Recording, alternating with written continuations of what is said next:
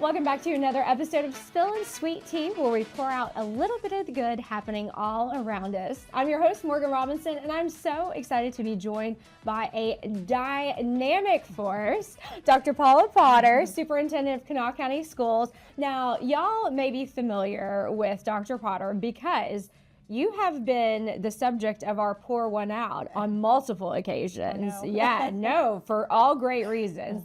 I know Lindsay McIntosh, Jessica Martin, a lot of people have poured one out for you and said you have to have her on the show. So we're so excited that you're joining us. Of course, school is right around the corner. Right around the corner. This summer has flown by in the blink of an eye, and I don't know what to do with myself.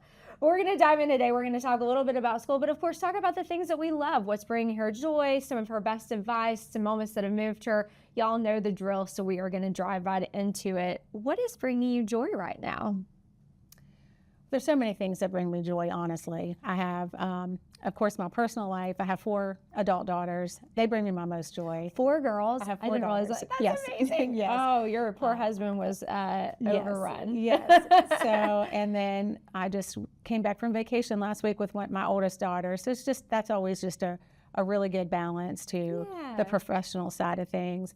But then also, my job brings me so much joy. Many times people say, oh, I can't believe you have that job, or why do you do that job? I love what I do. I get up every morning. Every position I've held in Kanawha County Schools, I've just absolutely love what I do. So it brings me a lot of joy.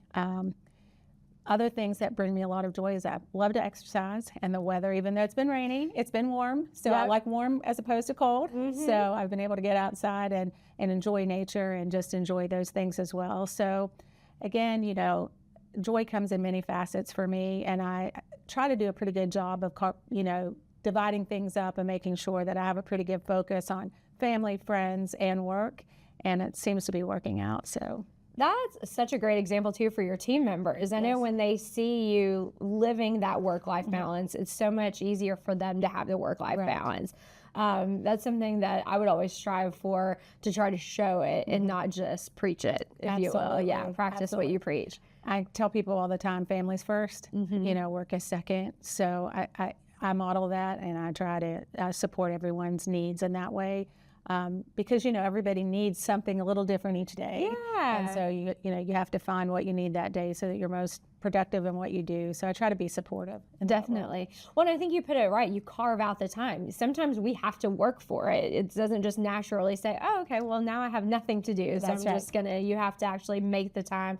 Woody and I talked about that last week. You really set your intentions for the day and carve out time for the things that matter the most to you. Absolutely. Yeah. Absolutely. What is a moment that's really moved you over maybe the past year or so? Well, to be named Superintendent of Kanawha County Schools was very moving for me. Such a goal, you know, that I've probably had since I've started, even when I was teaching. But the reason it was so moving to me is because, you know, I feel it's a great honor and a privilege to work with the people in Kanawha County Schools, but also with students. Yeah. You mentioned Jessica Martin when we started. Jessica was a former student of mine, and it's kind of funny, some of those students where I was principals will make comments, you know, on social media and things of that nature, but that was just really moving to just accomplishing that, you know, after so many years. And so that was moving for me. And then beyond that, being able to implement some things in the system that I think is so important. And one of those is I started a countywide student leadership team. And so I had applications from at least 1 or 2 students from middle and high schools. We met on Schoology groups at least once a month. We had co-presidents, one from the eastern end and one from the western end of the county. But I felt like it was so important because I've worked in both ends of our county, and our county is very large.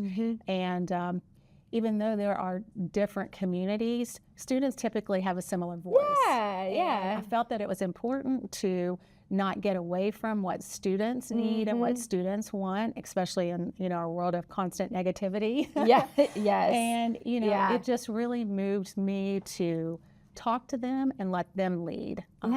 They even did a professional development session with our principals. Oh, that is so cool. It was so exciting. That's so It was cool. so exciting. So that was a pivotal time for me as well to try something new. It does take time. It's a little different, but that's really what I want to work on, is those opportunities for students to help them have some leadership roles and move our system in a way they want to. It's such an educational and empowering opportunity for them as well, because they're learning what they really enjoy and what they feel like what roles they thrive in, whether it's in those leadership, management, business development, or education. Absolutely. We work a lot with Western State University. Y'all always hear me talk about my Yellow Jackets. I love the team there, and we're on one of the committees that I'm assisting with now.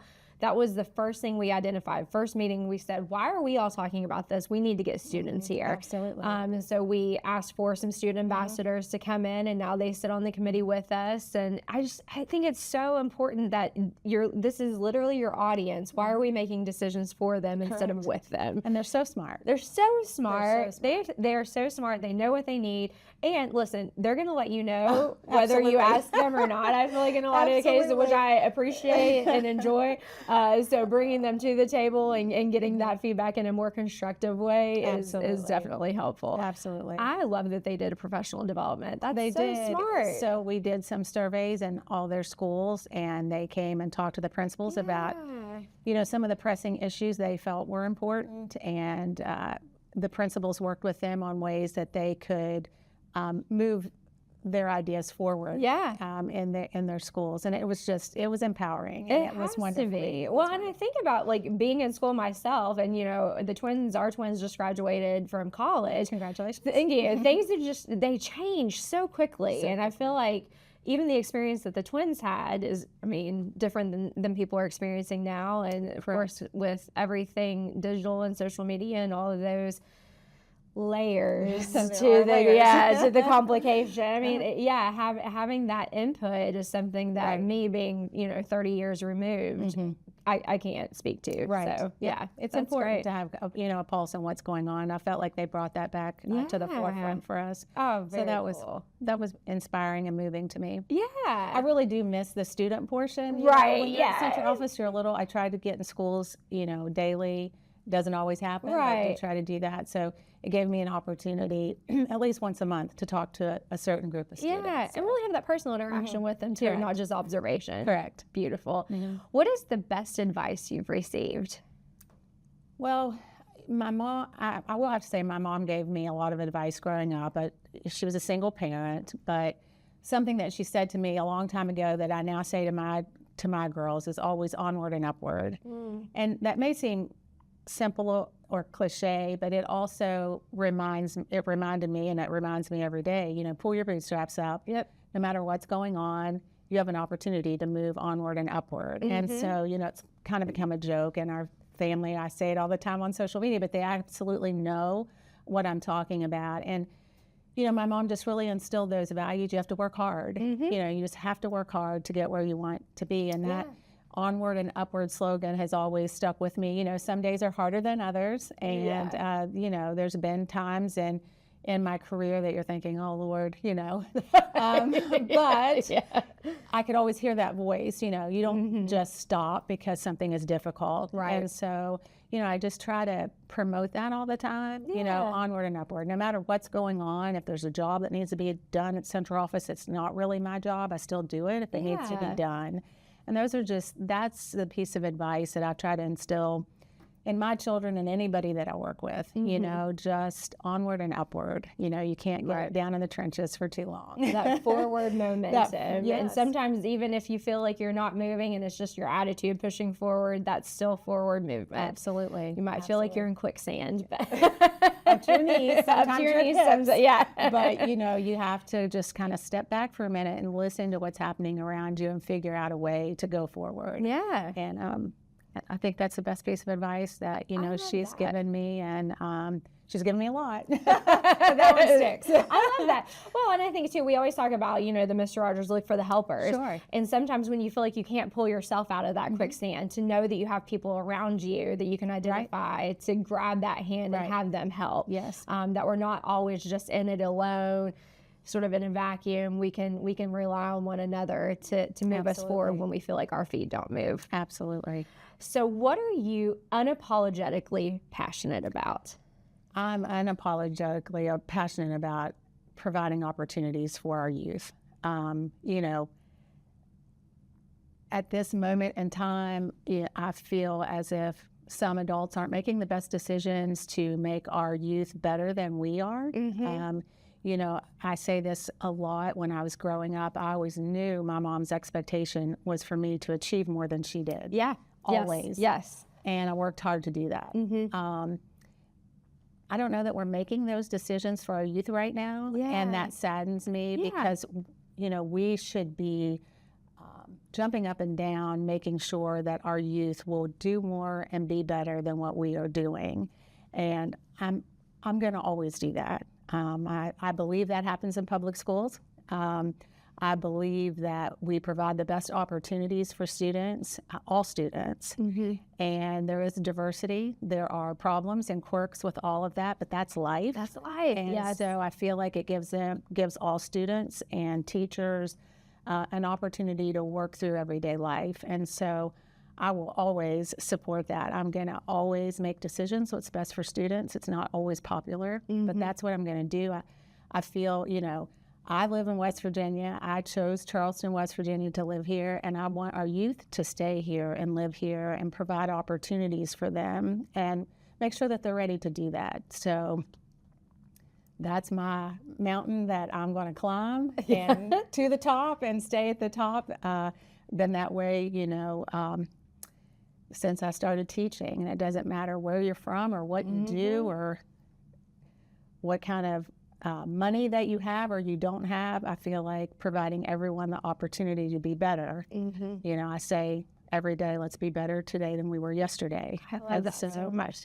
We're just going to continue that, regardless of the negativity that people say. We're going to continue that. And that brings me joy, because you hear people say, or maybe I read on social media, you know, I had to do it so they no.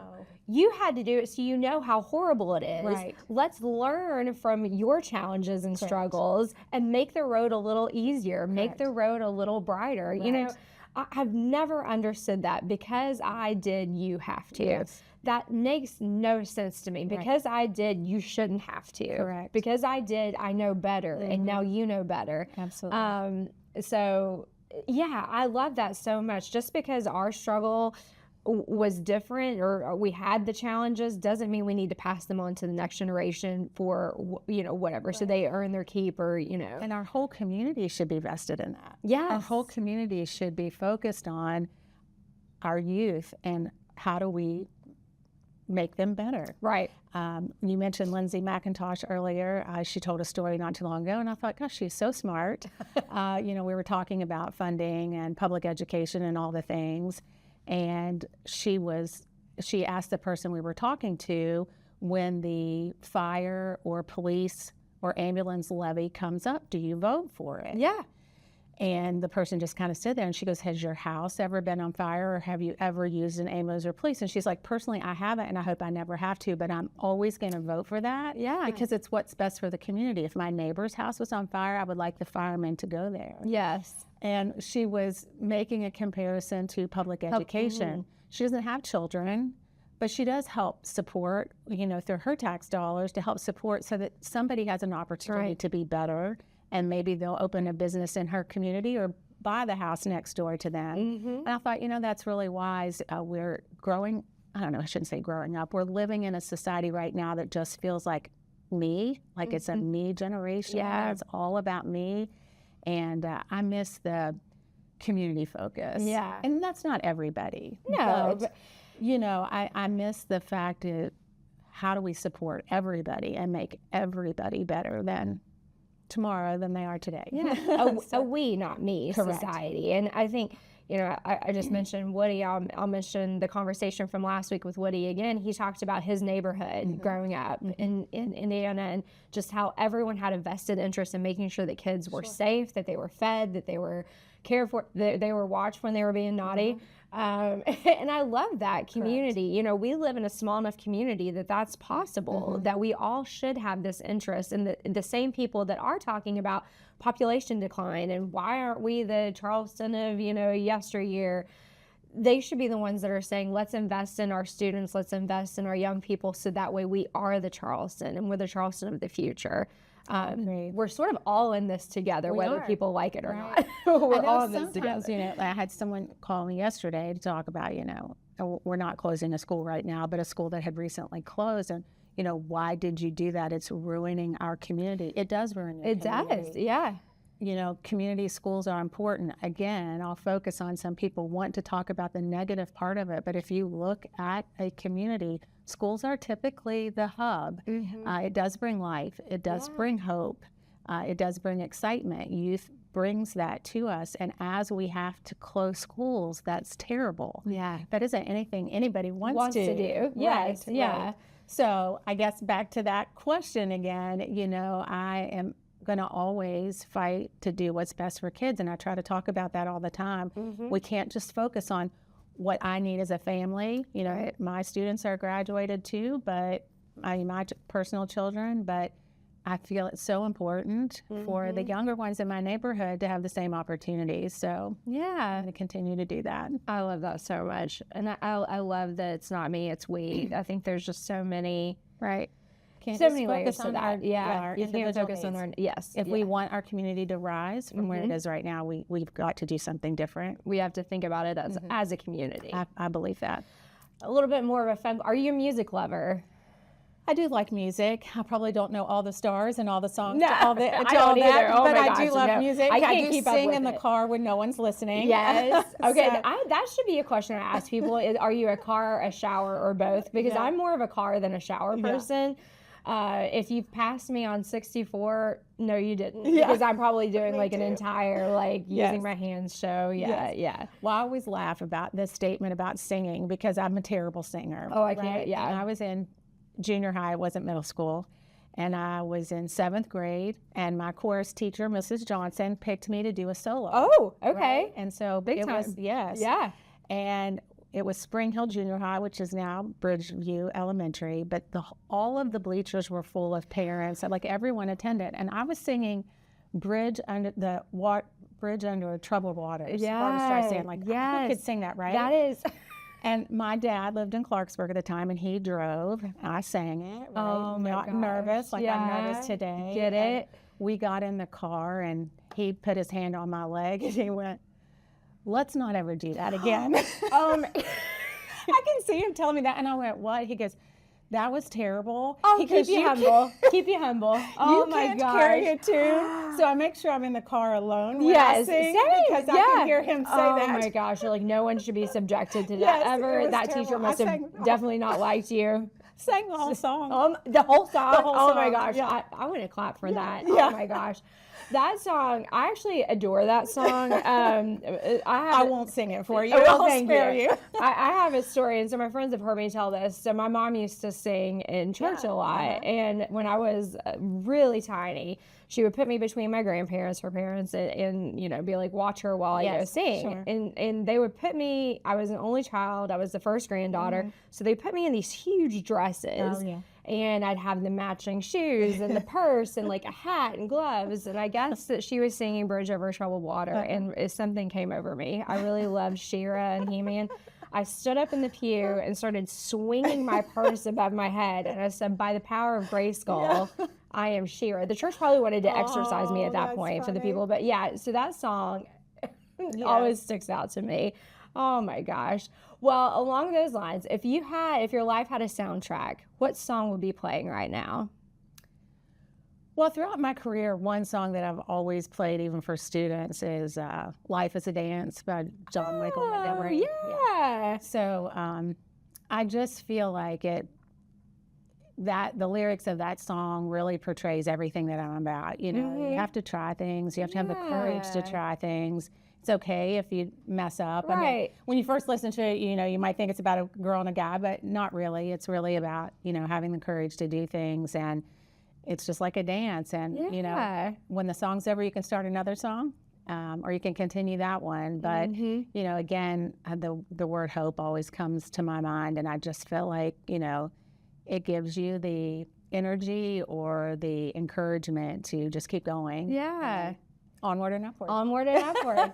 So a lot of people have said that we need to do, I call it a mixtape still, but a mixtape at the end of this of everyone's life soundtrack songs. And really that started with Lindsay and her hero. Oh, yeah. Oh, my gosh. And the same, like when you listen to it the first time, you don't really necessarily think of it being about like a personal anthem, but then when you listen to it with that lens, it's like, yes, I am my own hero. Yeah, that's right. I love that so much. So getting into a little more personal questions, as families prepare for the school year, what advice would you give to caregivers or anyone who has a student in their household that give them a successful start, both academically and emotionally, as they prepare for a new year? I think one of the biggest things that we forget about is students need our support and they need our encouragement. Be excited for them. The first day of school, the first couple of weeks of school, when you stand at the front doors, the kids are so excited, they're skipping in, there's smiles on their faces, and for parents to just continue to be that support, ask how the day went. If you're unhappy with something at school, call the teacher. We're all partners in this. The real learning starts at home, their values, their morals, their expectations. Talk about those, like I said, I knew very early what my mom's expectations were, and they soon became mine. And so if you speak it, our youngest daughter always says, I'm going to speak it into existence. I'm going to speak it into existence. Yes, I'm going to manifest this. And so I think that should start very early, even in pre-K, talk about the consistent practices. Go to school every day, and that doesn't happen for all students. Yeah. Some families don't get up on time, and then you have kids that miss their reading and their math time, and it just perpetuates this long history of things that we're not helping them being successful with. And so I would like to tell parents and students, if there's anything that's preventing you from being at school on time, call me. Yeah. I will help. Yeah. We have people that will help. We will try to solve problems because, again, we want students to be better today than they were yesterday. And we can do that as a community. We can do that as a school system. And that's the best advice I could give. Sometimes parents are working and helping with homework is not an option. It doesn't have to be. Let us know. We can fill in those gaps. But I do think many times that open communication doesn't always really happen, and people become angry before we even know there's a problem. Yes. And so, I laugh. I tell everyone I'm at work by 6 a.m. in the morning, and my door's always open. You don't have to have an appointment. Many people have taken me up on it, and they come because not most people are working at 6 a.m. Right. You can call me. You can email me. But I want to help whomever, employees, students, parents, in any way I can. And I always preface this, I might not give you the answer you want. You want to hear, yes. But I will explain to you why the answer is what it is. So back to the first days to school. Join in the excitement, build it up, make it a place that everybody wants to go to. And you can manifest that in your child. You can manifest them wanting to learn. Like I'll hear some people say, well, my child really doesn't like school. He'd rather be playing. Oh, so would I. Yeah. I would rather play too. It's the same as an adult. Correct. Do you love going to work every day? Correct. Not necessarily. Correct. Yeah. So, but we can work together on maybe finding activities at school while he or she's learning that appears to be fun for them. But again, we just need to know. Yeah. So again, communication's the key. And as we start the school year, set those expectations with your children. Say right away, if they're healthy, they're going to school.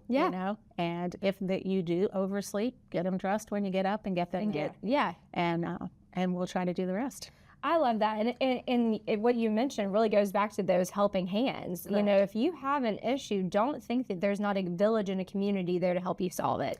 Whether it's transportation or timeliness or homework assistance, all of those things, we might have resources together that you don't know about. Yeah. And if we don't, we'll work on finding them. Yeah. So, I have never met a parent, even the mad ones, that don't have the same goal that we have. Yes. And that is to educate their child and for them to graduate from high school and be a successful adult. We all want that. And we have to find a way to do it cohesively. Right. And so when you're really frustrated with something the school system's done, let me know about it. I can't change snow day decisions. I know, I feel like that. But other than that, I'll work with you. Yeah, exactly. Oh you. my gosh. And no one, well, we could go on a whole show about that, but no one will ever be happy about snow day decisions, whether it's closed or open. Like, you cannot win. Correct. There's no winning involved. And remote learning on snow day, that's also like a whole other layer but of you know, anger. next year they've changed. So not this coming school year. Okay. But we have one more school year of 180 days of instruction, and then we move to 900 hours. So we will have more leeway into canceling school. We'll have to make it up, but there's not that 180-day mark. And anyway, it's hard to explain, but there'll be some more freedom. A little bit more flexibility. So we have one more year of those crazy, one more year, y'all. Me making crazy decisions, and we'll go from there. Getting the call. Yes.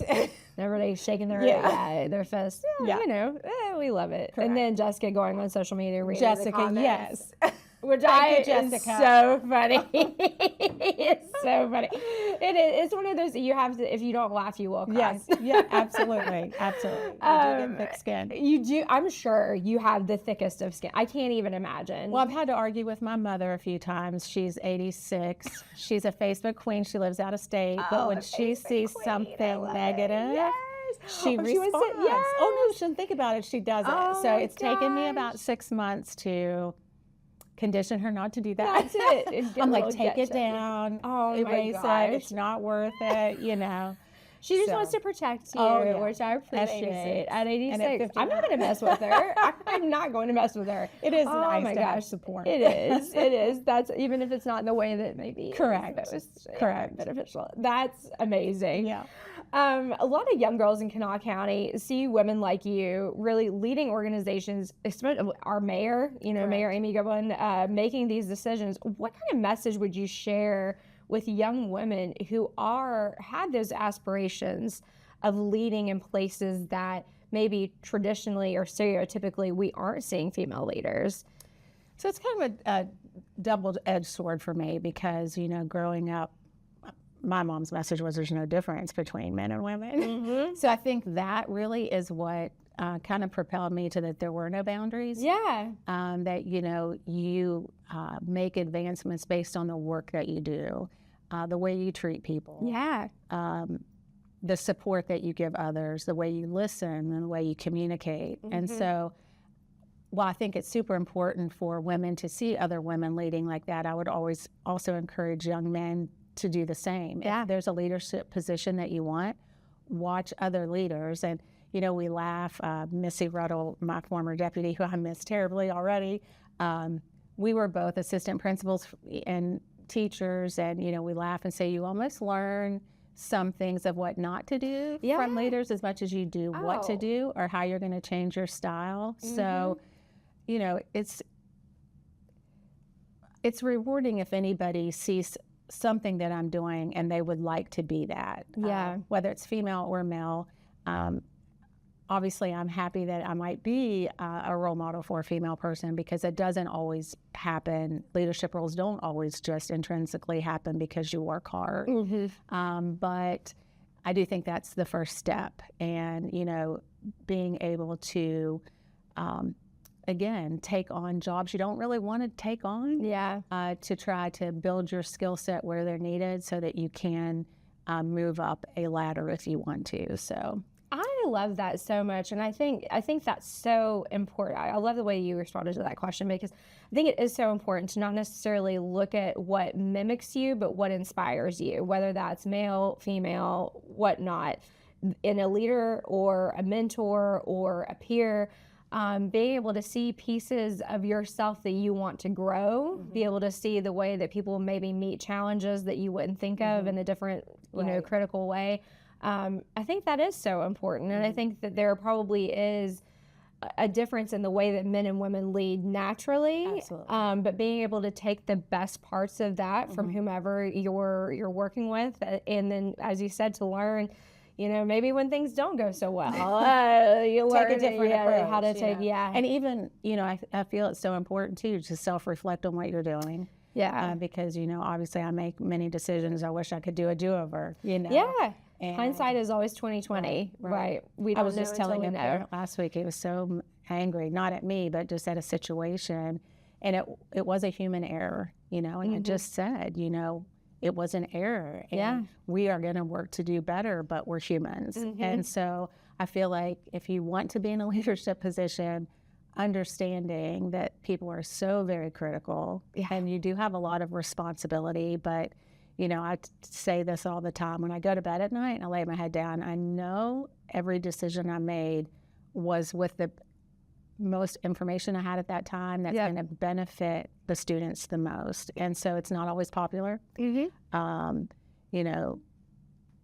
People aren't always happy with the decisions, but you have to be able to critically think about why you're making those decisions. And as you said earlier, you're not going to always make everyone happy.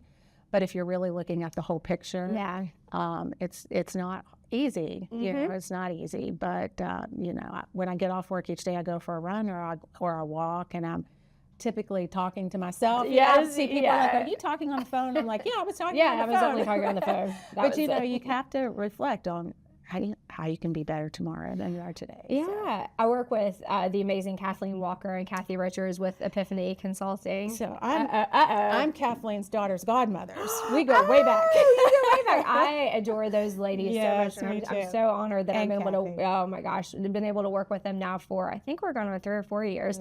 But we do one of our sessions for our leadership classes is all about self-awareness and humility. And after you have those tough conversations, taking a step back. And I even have a worksheet that I give people that says like, what went really well? What could have gone better? What information did I learn from this about that person or that situation or about myself? Because you really don't know until you know. And if you don't take that time to step back and think about how things could have been handled differently, then you're never going to grow. I agree. And I think so many times we're just so happy to have the conversation over that we're like, all right, that's done. Let's move it off and move on to the next thing.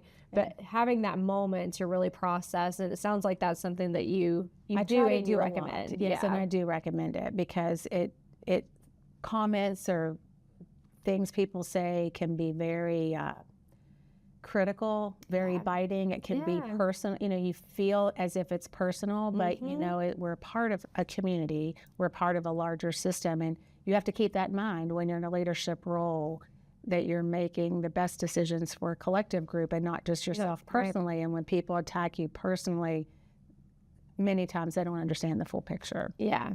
Oh, that's so difficult.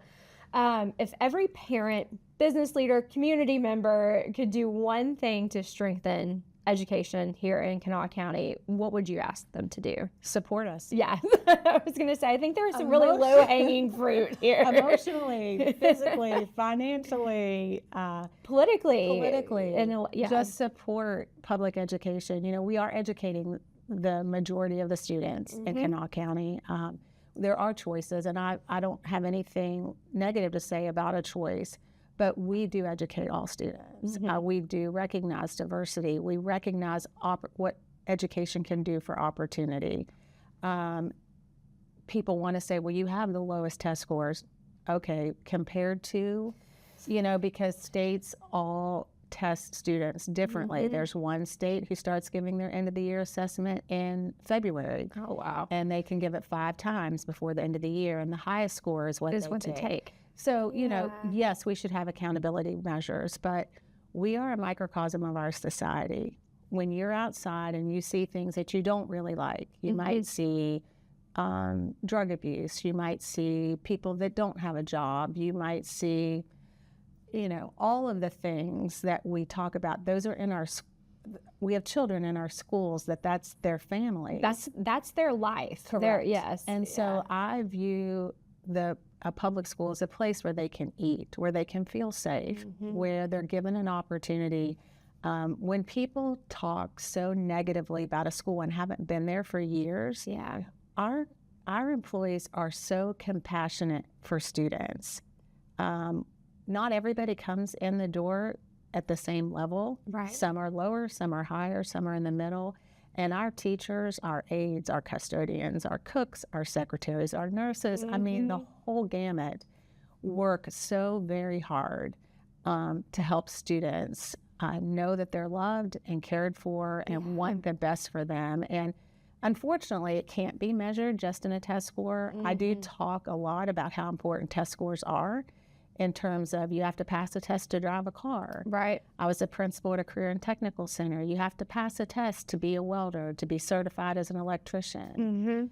You have to pass a test to go on to graduate school, to med school, and the score matters. They pick people based on their scores. And so all these little tests along the way provide opportunities for students to see how well they're doing or some work that they might need to do more of to get where they want to go. It's very stressful. You know, my own daughters have taken tests to move on, and it was very stressful. You know, what if you don't make it? You have to know how to deal with all of that. Yes. And so back to your question of what can anybody do, just support. If you have some extra time, come and see our classrooms. Mentor someone, tutor, maybe read at an elementary level. If you see something going wrong, call and offer us your suggestions on how we can make it better. But I feel like everyone's an expert in education, but yes, we are. So we think so. And, you know, we don't even have all the answers. But we, again, I know Kanawha County Schools wants to be a community. We want to help our communities thrive. And we would welcome partnerships with any business, with any individual that is in it for the right reasons and want to help students be better today than they were yesterday. I don't think that answer could have been any better. I adore that so much because one of the things that I always think is educate yourself. And by inviting, you know, community members to come to the classroom, to meet people where they are and to learn a little bit more. I know, you know, I've learned so much through our daughter Kylie, who just graduated. You all have heard me talk about this forever. I'm so sorry, but who just graduated from WVU, getting her master's now in elementary education, and has been in the classroom now, and just the stories that she tells. And how different things are, and how we really, I'm so proud because she's building a whole person, and it's not just the, you know, reading and writing and, you know, all of those things. It really is emotional intelligence and critical thinking and social skills. And, you know, it makes me so happy to see an entire human being built and not just information being shoved in. Correct. But also with our work with ZMM, architects and engineers, who I absolutely adore. Me too. They're amazing. They are. Oh my gosh, they've created such beautiful spaces for learning. But in working with them and seeing, one, the difference in just what the environment makes, but also you talked about schools being a hub of a community. Now so many of our schools have health and wellness clinics in there, and people are literally receiving medical and dental care. Absolutely. And when I saw that for the first time, my mind was just blown because I thought, this is so smart. Yes. And healthcare is absolutely one of the most challenging parts of our society right Absolutely. now. So being able to, you know, if a child is in pain or if they're ill, they're not going to be able to learn. So, and I was the principal at Riverside High School for a number of years. Hoover offers this as well, but we have many other schools, but we have partnerships with local clinics, Cabin Creek Health Clinic. They even offer mental support. And so, yes, test scores are very important, but so is the whole child. And every child comes to us at a different place, mentally, academically, physically. And we do everything we can to help them succeed. And I just wish more people, before being critical, come and see the work that's happening. And again, can we get better? Absolutely. We are not perfect. And, you know, I'll die on that hill too, saying that, you know, we're going to always work to be better. But I'm certainly proud of what we're doing right now. Very proud. And, you know, again, it's just, you know, I take great pride. It's such responsibility for the work that we do. We're never going to take it lightly. Not ever. It really is just so inspiring. You know, and you all hear me talk about Kylie a lot. I'll talk about our other twin, Colin. He just finished at the Boy Scout Jamboree for mental health counseling, which I thought, how beautiful is that? You know, you have all of these young men in one place being very vulnerable. and being able to offer around the clock mental health counseling at no cost. And so the experience that he had being able to work with them, because, you know, even the Boy Scouts understand that while this may be a physical or, you know, a philosophical challenge for them, it's also a mental challenge. And they may be facing some things that they, you know, aren't able to face at home with their families, or don't have the support to face in the school system or with their peer network. So offering that and knowing that we have that in the school system too, amazing. It's amazing. Our student leadership team identified that as a real need, mental health, and even more than what we're doing. Yeah. And so that was one of the focuses of their professional development. We have a couple of schools that really do a good job of having an app where a student can report something that no one knows, or talk to somebody that no one knows about. And our student leadership team wants to have that district-wide. Oh, yeah. So everyone does that. So, you know, it's a work in progress, but they're doing that. And as well as when I talk about what the community can do for us, we also want to know what we can do for the community. Yeah. And we did a day of caring, all schools. Some were less involved than others, but it was the first time. Our student leadership team ran it. We're going to try to continue to do that, but there were some schools that went to their city parks and did all cleanups, and just to build that sense of community and knowing the responsibility of giving back. You can't just always receive. You can't just always take. You need to be bigger than me and we. And so we're trying to instill that. And so, you know, even though we would love for the community to give to us, I'm also here to talk about ways we can give to the community. So, and that's how we build the leaders that we're talking about we need right now, right? If they know at a young age or in these formative years that we are a we, and that it takes your work to become a community, then those are skills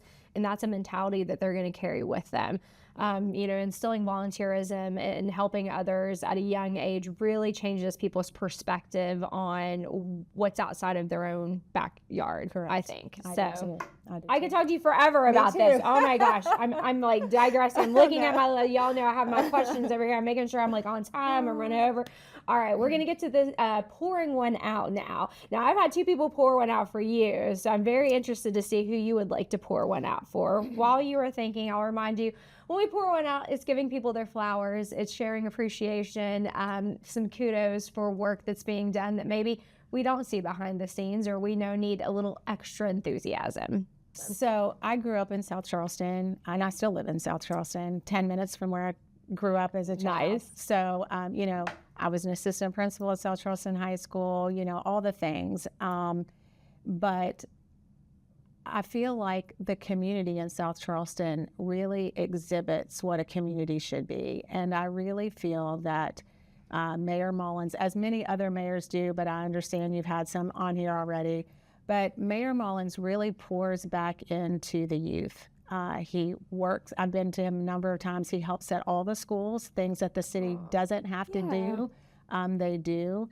And he also supports athletic events, art events, esports program, you know, a wide range of offerings for the youth. And I feel like he and his team get that they want our youth to grow up and stay there and give back to the community that he grew up in and gave back to as well. So I look at him as one of the leaders that really portrays what I think is important, to not just looking at me and what a community to do for me, but what can I do to help the younger people be better today than they were yesterday. So I love every time I've been in like a press conference or a meeting with him, or he's speaking at an occasion, he always looks like he needs to get out the door. And I'm like, probably because he does 1,000 things. He's like, I'm here, I'm going to say what needs to be said, but you know what? I'm going to go read to the kids. Or I love that so much about Mayor Mullins, because he's always on the move. Like, he's always thinking about the next best thing for South Charleston, the work that they've been able to do in Park Place and building that up, and, you know, getting so much heat for so long about what, you know, construction and what was going to go on. You know, he's weathered that storm, and he's been resilient, and really he's done the important work as a mayor in terms of economics, but he's never lost sight of what the youth can do to continue to grow. And I just feel that, you know, I thought to pour a little bit of sweet tea his way. I love it. I love it. Pour one out for Mayor Moss. That is perfect. And we have not had him mentioned yet, so I love having a new face too. So now we're hitting the sip list. Okay, tea, hot or iced? Iced. Iced? Sweet or unsweet? Sweet. You have to. What are you reading or listening to right now? Well, I'm always reading 2 or 3 things at once. I'm a little hyperactive, so something doesn't really hold my attention a long way. One of my daughters is in med school, and she had to read a book on being mortal. Okay. And it's very interesting. As we age and as our parents age, the different stages we go through, and even from a medical standpoint, what you should focus on. So kind of takes you back for a minute and like, oh, interesting. There's some respect issues here we're not thinking about. So that one has been very interesting. I haven't finished it yet. I also am reading 2 books that I thought were going to have to do just with work, but I'm really making connections with my personal life too. And one is The Power of Hope. Oh. And that. It's a lot of statistics, which I thought, I don't know. But it talks about different communities around the world that exhibit hope and are thriving, even when they don't have industry to back it. And so it really talks about just not being optimistic, but how do you bring hope back to people? Oh, so interesting. And so, my name is Paula, but, everyone's like, oh, you're just like a Pollyanna. You're only talking about the good things. So I don't want to just act like I'm being optimistic. I really want to provide information why I'm hopeful for public education and why I think it can continue to make our community grow. And then the last book is a Stephen Covey book, Trust and Inspire. And so, I think it's important to always work at ways to build people's trust. Our school system, obviously around the United States, is ever-changing, and with job cuts and school closures and all of the negative is something that I did not intend to have to be a part of as, trying to lead a school system, but it's very much a part of it. And how do I continue to try to build trust with the very people I'm working with or the communities that we might have to close a school that we don't want to. And so that book is a little harder for me to take right now. That one's in small bursts, probably. To learn from it. So anyway, those are the 3 that I'm currently reading. So wonderful. What are you watching? Do you watch TV? You probably don't have time. Really watch TV. However, one of my daughters told me to watch. Is it the 5-Star? 5-Star Weekend? Is it the one Jennifer Garner? Yes. Jennifer Garner. So I have not watched that yet. Jennifer Garner fan, and I have enjoyed this show so much. I think I have one episode left, and I won't watch it because I don't want it to end. You don't want it to end? I know exactly what that's like. Yeah. So it's just I haven't started that. I need to. I is talking about manifesting and speaking. We are manifesting that Jennifer Garner is going to come on this show at some point. That is my goal. Yeah. She is such an inspiration. She is like America's hometown. I know that we claim her West Virginia's own, but she is such a beautiful breath of fresh air for the entire country. And even this show, I mean, even though it's not all happy moments, it's not a Pollyanna show, but it's just like so real. And she's okay being real. I feel like even as an actress. Because she knows that she's probably felt these things before. She's channeling the emotions. Who would you like to spill tea with? And you can choose anyone, local, national, celebrity, not. Honestly, I would like to just spill tea with anybody who would like to talk with me. I don't really have like a specific person. I know there's people that I could learn so much from, but also feel like if somebody just wants to have a conversation, I would just love to like, this is really out of my comfort zone today doing this. And so it's been wonderful to get to meet you and answer some questions that people typically don't ask. And so even though I don't really have a specific person, it would just be someone who they feel like they can enlighten me on how to do my job better or how to be a better parent or a better community member, any of the above. Well, thank you. It has been such a pleasure. And I'll say, I actually just looked, y'all know Ben. I looked at Ben last week and we had just wrapped filming with Red Scare and Woody Woods. And I said, this is my favorite thing I do ever. I don't get paid for this. I do this because I love this. And it is. It's just having conversations. I feel like every time I have a conversation, I feel better about life. Correct. I'm getting like teary. I feel better about life. I feel better about this community. I feel better about our future.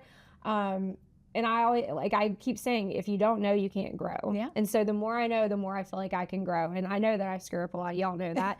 But we all do. But I feel like when you are aware of that and when you're constantly learning, it's so lovely. So I love that answer. And it's like today was an opportunity not to sit here and think, oh, what's the hidden agenda? Like every time I speak somewhere, I'm like, I'm sure. Yeah. what 5-second soundbite is somebody going to take and make it something that was never, the conversation was never about? Yep. And so if anybody ever wants to just have a deep conversation, I'm open for that. Grab at 6 a.m. You know, at 6 a.m. Yeah, we need coffee at that point, not tea, but yeah.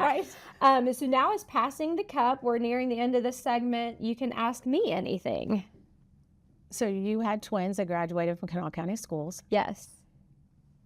What would you say to a parent having graduates? Like, what were the best things, and what maybe are some things that you thought we could have done better?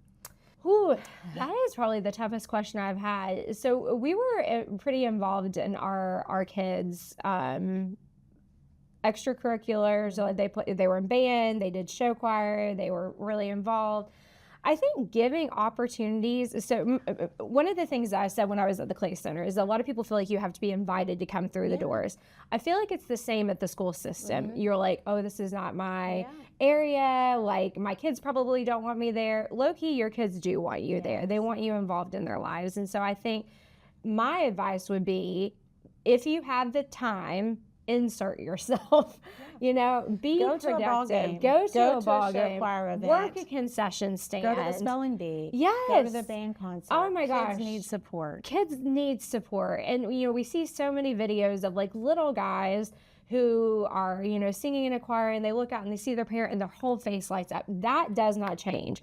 If your child is 8 or 18, if they look out and they see you, maybe they're not showing it because they're too cool, but inside, you being there makes such a huge difference. And not just for them, but for their friends. You know, I felt really, really fortunate that we got to know their friends so well. We definitely had a house where people were, you know, constantly coming and going. There was always music playing.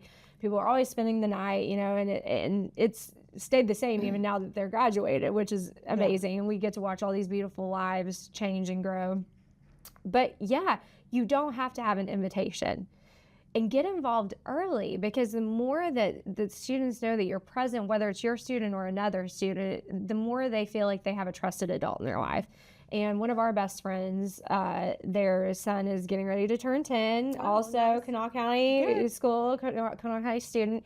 And our daughter was watching me with him at our house, just playing games and stuff like that. And she said, you have no idea like how important it is that he has trusted adults in his life that aren't his parent. And I thought, you know what, that's something you don't just naturally think about. Correct. But yeah, I mean, just showing up sometimes, whether you can be helpful or have a skill or you're just a cheerleader, is so important. And, you know, we saw that with band and, you know, slinging hot dogs and, you know, being freezing to death and pouring hot chocolate. The kids coming know that they can trust you and they know that you're going to be there. And that way, if something does happen that's not Pollyanna or a sunshine and roses, they know that you're going to be there in that moment too. And I think having that sort of security blanket and that network of trust is something that you start building now and you cultivate, because trust is something that has to be earned. It's something that has to have a strong foundation, and it's something that can be lost very quickly. So the earlier you start building trust with your student, building trust with their peers, building trust with fellow parents or caregivers, and then the more that educators know that they can count on you too. I think that's so helpful. You know, I know our daughter is getting ready to enter her first classroom as a teacher, and I'm sure that it's so exciting, and I'm sure she is looking forward to seeing the parents that are there to say, you know what, he came home and was not happy about this. Like, we want to share it with you. Because you don't know until you know, and you can't grow unless you know. Absolutely. So we appreciate your partnership over the years. And we encourage anybody else. Can you tell I have like PTSD about the concession stand? I mentioned it at least 6 times. I didn't mind it. Well, you know, I do say, as an empty nester, so to speak, you miss those moments. You do, yeah. It was terrible. You know, I've worked so many different events over the years to raise money for the kids. What lasting friendships that I made with adults that would have never crossed my path. Right. So again, I say schools are a microcosm of our society. Let's build it. Let's build it. Let's Absolutely. don't do it in isolation. Let's build it together and make it something that we're all proud of. Oh, I love that so much. Yes. So now it is time for our last sip. So last sip today is a little, just tiny piece of poetry. When I become too afraid of change, I picture rivers. The water that refuses to move becomes a swamp. The water that trusts it's leaving finds the sea. So I let things flow. So I think that's what we're doing now. We're always moving. We're moving forward. We're going onward and upward. We're looking for those helpers and pulling ourselves forward so we can do better for those around us and certainly for this next generation to be able to thrive. Dr. Potter, thank you so much for joining me today. I'm going to take your hand. I probably should hug you. Yes, I appreciate it. It's been a like I said, out of my comfort zone, but I've really enjoyed it. Good. I'm so glad. We love it. We love public school around here. Y'all hear me say that all the time. Of course, we're products of public school. Don't hold it against them. And, our daughter's in the school system now, and our son would like to do adolescent counseling. So really excited to watch the two of them thrive and to watch y'all help our students thrive. This is something we talk about a lot. And I think Dr. Potter really drove it home today with the sense of community. With us realizing that we are all more connected than we think we are, and that you never know what set of eyes, little guys or big guys, are watching you as an example of who they want to be, where they want to go, and what they can do when they're older. So that is it for this episode of Spillin Sweet Tea. If you enjoyed this episode, give us a like, subscribe to us, share a comment about your own experiences. We would love to hear it. Until next time, keep your tea sweet and your outlook sweeter.